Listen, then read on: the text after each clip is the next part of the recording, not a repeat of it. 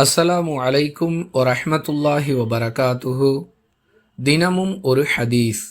இந்த சமுதாயத்தில் ஒரு சாரார் அல்லாஹுவின் கட்டளைகளை பேணி நடப்பதில் உறுதியாக இருப்பார்கள்.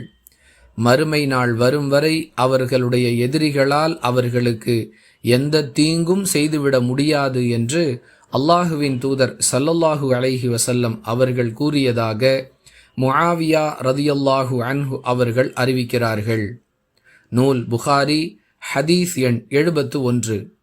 அன்பிற்குரிய அல்லாஹுவின் நல்லடியார்களே, யாரெல்லாம் தங்களுக்கு எதிரிகளாக இருக்கிறார்களோ அவர்களால் மறுமை நாள் வரை தங்களுக்கு எந்த தீங்கும் ஏற்பட்டுவிடக்கூடாது என்ற எதிர்பார்ப்பு யாருக்கெல்லாம் இருக்கிறதோ அவர்கள் அல்லாஹுவின் கட்டளைகளை பேணி நடக்க வேண்டும், மேலும் அதில் உறுதியோடு இருக்க வேண்டும் என்று அல்லாஹுவின் தூதர் ஸல்லல்லாஹு அலைஹி வஸல்லம் அவர்கள் வழிகாட்டுவதாக இந்த ஹதீஸ் அமைந்திருக்கிறது.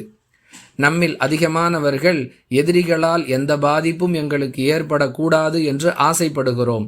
ஆனால் அதற்குரிய வழி என்ன என்று மார்க்கம் சொல்லுகிறதோ அதை தவறவிட்டு விடுகிறோம். அதனால் சிரமப்படுகிறோம். புரிந்து நடந்து கொண்டால் பாதிப்புகளிலிருந்து பாதுகாப்பு பெறலாம் என்பதில் எந்த சந்தேகமும் இல்லை. வாஹிரு தஅவானா அனில் ஹம்துலில்லாஹி ரப்பில் ஆலமீன். அஸ்ஸலாமு அலைக்கும் வரஹ்மத்துல்லாஹி வபரகாத்துஹு.